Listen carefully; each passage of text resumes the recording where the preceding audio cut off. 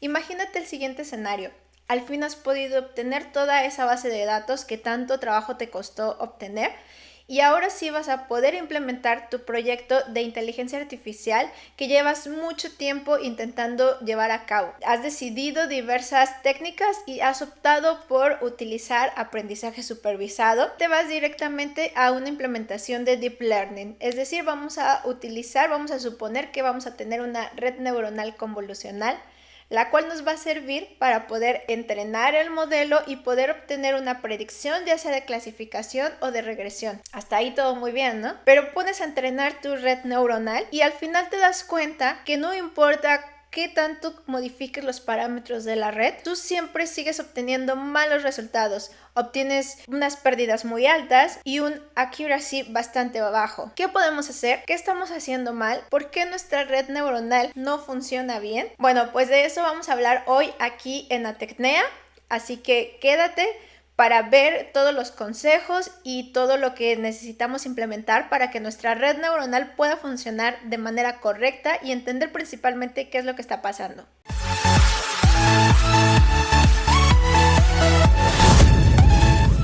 Cuando hablamos de aprendizaje supervisado, tenemos en mente que a la entrada vamos a tener una serie de características que describan el comportamiento de la situación que queremos evaluar. Y a la salida tenemos que tener lo que se conoce como labels o etiquetas, los cuales podrían ser simplemente representar clases, diferentes clasificaciones, o podrían incluso representar predicciones cuando estamos hablando de valores de regresión. Ahora, ¿qué pasa? Cuando nosotros entrenamos nuestra red neuronal, dos valores de pérdidas y dos valores de accuracy. Lo que buscamos es que tanto el test lleve el mismo comportamiento que los valores de entrenamiento. Pero muchas veces esto no sucede y muchas veces no sabemos cómo corregirlo. Entonces lo primero que tendríamos que entender es por qué pasa eso, porque justamente ya que tenemos nuestra base de datos, ya que tenemos seleccionados todo lo que vamos a modelar, nos llegamos a encontrar con este tipo de problemas. ¿Qué es lo que nos está sucediendo? Lo primero es entender qué pasa. Bueno, y para entender este suceso, lo primero que tendríamos que pensar es que existen dos tipos de fenómenos que pueden estar pasando cuando entrenamos una red neuronal. Uno es el underfitting y el otro es el overfitting. Y para entender mejor cada uno de estos fenómenos, vamos a pensar que nuestra red neuronal es un estudiante. Y bueno, sabemos que existen al menos tres tipos de estudiantes, ¿no? El primer estudiante es el estudiante al que no le interesa para nada la clase, al que no le interesa mucho de lo que les están contando, solo quiere ir a pasarla bien. Al final después sí se preocupa por las notas, se preocupa por los resultados, no quiere obtener un mal resultado, pero pues como no se esforzó mucho, al final de cuentas no puede alcanzar ninguna buena nota. Por el otro lado, tenemos al estudiante brillante, al estudiante que le pone mucha atención a las clases, que además se pone a buscar información por su cuenta y que además de esto empieza a generalizar el conocimiento que está aprendiendo y le es más fácil trasladarlo. Es decir, que es capaz de entender los problemas que le están planteando en clase y después va a ser capaz de trasladar esa metodología a un nuevo problema a pesar de que no lo haya visto antes. Sin embargo, tenemos un tercer estudiante que podría tener mejores notas incluso que el estudiante brillante. Y este estudiante lo que va a hacer es justamente aprenderse de memoria todo, literalmente lo que les han dicho en la clase y prepararse para el examen. Entonces, seguramente va a obtener unas notas maravillosas. Pero ¿qué pasa?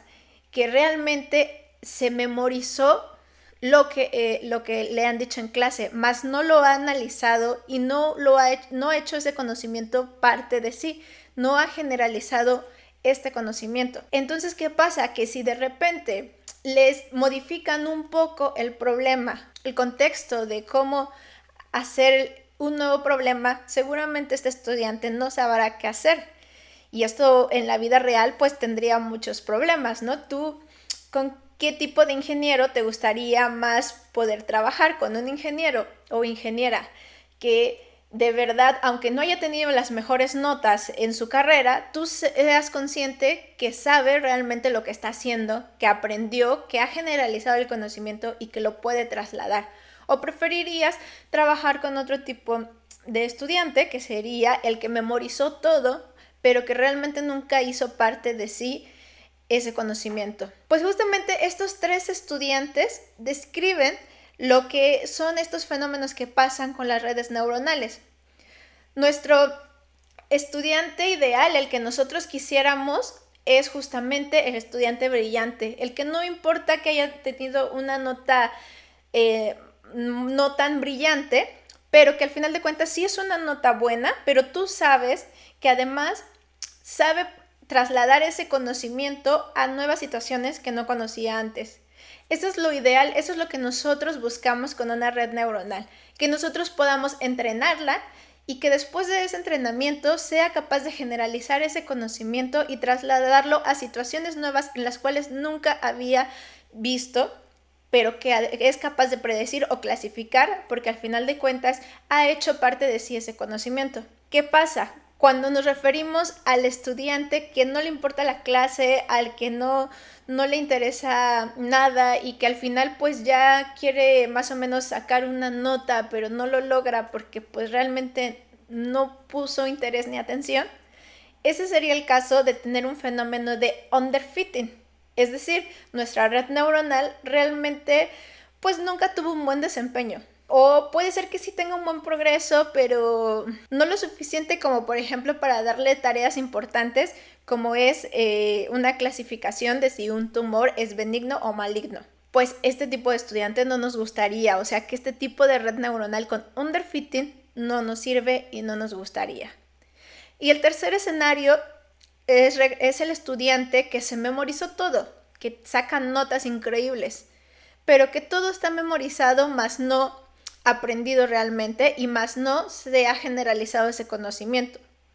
Entonces, es decir, que va a funcionar muy bien para solamente las cosas que de verdad haya conocido, que de verdad hayas visto durante su entrenamiento. Entonces, en este caso tenemos overfitting, que es cuando tenemos un sobreajuste. Y este tipo de redes neuronales tampoco nos sirven, tampoco son suficientes, porque del mismo caso que en el underfitting, si nosotros tuviéramos que predecir si un tumor es maligno o benigno, no podemos dejarle esta responsabilidad a una red neuronal que tiene overfitting. Ahora, estos son los tres tipos de situaciones que podríamos tener en nuestra red neuronal. Si nosotros tenemos entonces al estudiante brillante, tenemos una red neuronal que funciona increíblemente, va a ser el caso ideal, el caso que queremos. Pues en este caso ya no hay que hacer nada, ¿no? Porque justamente hemos logrado el objetivo que buscamos, tenemos una red neuronal que es capaz de generalizar el conocimiento y aplicar los modelos en nuevas muestras que le lleguen. Pero ¿qué pasa si realmente tenemos una red neuronal con underfitting u overfitting? Bueno, pues vamos a verlo. Bueno, pues primero nos vamos a enfocar en resolver el underfitting porque es el más sencillo de resolver. Cuando tenemos underfitting significa que nuestro modelo no tiene las suficientes dimensionalidades ni la suficiente profundidad para poder entender lo que está pasando con los datos. Entonces, el underfitting se soluciona muy sencillo, simplemente lo que necesitamos es incrementar la profundidad de nuestra red neuronal o incrementar el número de neuronas en las capas ocultas de nuestra red neuronal. Representa a un estudiante al que no le importó nada durante la clase, al que no tuvo los suficientes bases, al que no tuvo la suficiente profundidad en el tema, por lo cual requiere una mayor profundidad para poder mejorar. Entonces, bueno, el underfitting es muy sencillo. Ahora nos vamos a lo complicado, el overfitting. ¿Cómo hacemos principalmente para entender y diferenciar qué está pasando, en qué casos tenemos overfitting y cómo solucionarlo? Bueno, lo primero que tenemos que hacer es saber identificar el overfitting. Y esto es muy sencillo. ¿Y cómo lo podemos ver? Lo podemos ver si nosotros graficamos durante las iteraciones el performance o el desempeño de nuestra red neuronal, tanto para los datos de entrenamiento como para los datos de test. Cuando hablamos de accuracy, nosotros podemos ver justamente cómo los datos de validación empiezan a tener un buen desempeño, después se quedan fijos, dejan de crecer y finalmente comienzan a decrecer. Mientras por el otro lado vemos que el training, los datos de training siempre están incrementando y siempre están creciendo. Entonces, bueno, ya sabemos identificar cuando tenemos overfitting. Y una vez que identificamos que tenemos overfitting, ¿cómo podemos solucionarlo? Lo primero es entender por qué se está generalizando el overfitting. Y una de las principales razones tiene que ver con nuestra base de datos. Puede ser que no tengamos la suficiente cantidad de muestras o la suficiente cantidad de datos para analizar y que a lo mejor tengamos que analizar muchas características a la entrada y tenemos pocos datos que nos puedan estar representando cómo clasificarlos o cómo hacer una predicción de regresión. También podría ser el caso en el que tenemos diferentes clases, tantas clases de las cuales a lo mejor no tenemos una distribución suficiente de los datos. Podríamos tener una distribución injusta de los datos y esto estaría haciendo que también tengamos overfitting. Un ejemplo de esto podría ser que tengo una base de datos con imágenes y quiero que me diga si estas imágenes son un perro, un gato o una persona. Imagínate que tengo 30,000 imágenes en total. Una distribución equitativa sería que aproximadamente alrededor de 10,000 imágenes pertenecieran a un gato, aproximadamente alrededor de 10,000 imágenes pertenecieran a un perro y aproximadamente alrededor de 10,000 imágenes pertenecieran a una persona. ¿Qué podría estar pasando? Podría estar pasando que si yo analizo mis datos, estaría obteniendo que a lo mejor realmente tengo 15,000 imágenes de un gato, 12,000 imágenes de un perro y el resto de personas. Entonces, ¿qué está pasando? Que realmente el modelo no va a aprender a diferenciar una persona porque la cantidad de datos que yo le estoy dando de una clase no tiene comparación con las otras dos. Entonces, ahí va a tener un sobreajuste tendiendo a los gatos y a los perros. Por el otro lado, también es importante que cuando nosotros dividamos nuestra base de datos, primero nosotros vamos a tener una base de datos que la tenemos que dividir en los datos que vamos a utilizar para training y los datos que vamos a utilizar para test. Y antes de hacer esta división es muy importante de asegurarnos que nuestros datos estén distribuidos de una manera aleatoria para evitar el tipo de problemas que les acabo de describir hace un momento. ¿A qué me refiero?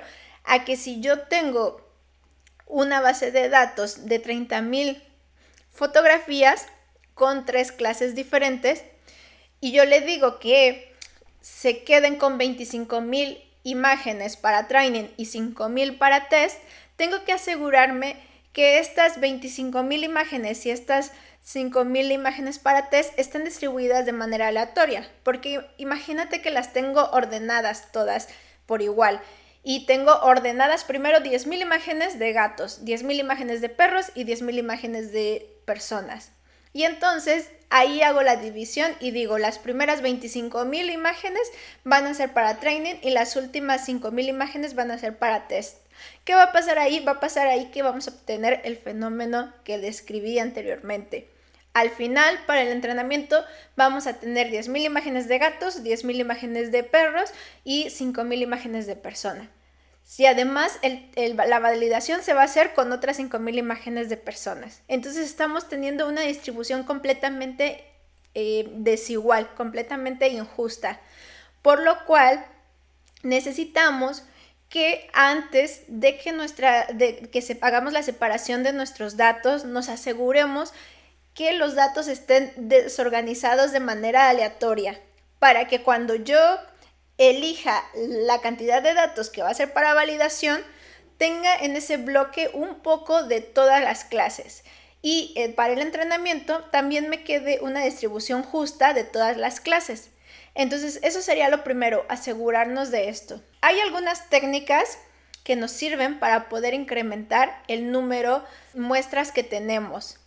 Por ejemplo, si tenemos imágenes de perros o gatos y necesitamos generar más imágenes, podemos, no sé, las mismas imágenes que ya tenemos, las podemos hacer, no sé, girar 90 grados, girar 30 grados y vamos a obtener nuevas imágenes, pero que nos representen lo mismo y así podemos incrementar un poco nuestra base de datos. Pero hay ciertas circunstancias en las que no es factible poder incrementar nuestra base de datos, o al menos no es tan fácil. Entonces, retomando el tema del overfitting, lo primero que tendríamos que hacer para eliminar el overfitting es verificar si nuestra base de datos tiene una distribución correcta, es decir, tengo más o menos un aproximado del mismo número de datos para cada clase. Lo segundo, ver si puedo incrementar el tamaño de mi base de datos. Es decir, si para mí me es fácil a lo mejor generar nuevas imágenes con sus etiquetas o, no sé, muestras de laboratorio, si estoy haciendo ciertas cosas y puedo obtenerlas con facilidad, pues lo primero sería intentar abordarlo por ahí, intentar atacar el overfitting por ahí. Ahora, yo sé que no es muy sencillo muchas veces y en muchos casos obtener nuevos datos para analizar. A veces es tan complicado, a veces cada nuevo dato involucra dinero, tiempo, esfuerzo, que muchas veces no se puede. Entonces, ¿qué otra cosa podemos hacer? ¿Ya ahí se termina? ¿Ya no podemos hacer nada? No. Lo siguiente sería intentar modificar los parámetros de nuestra red neuronal.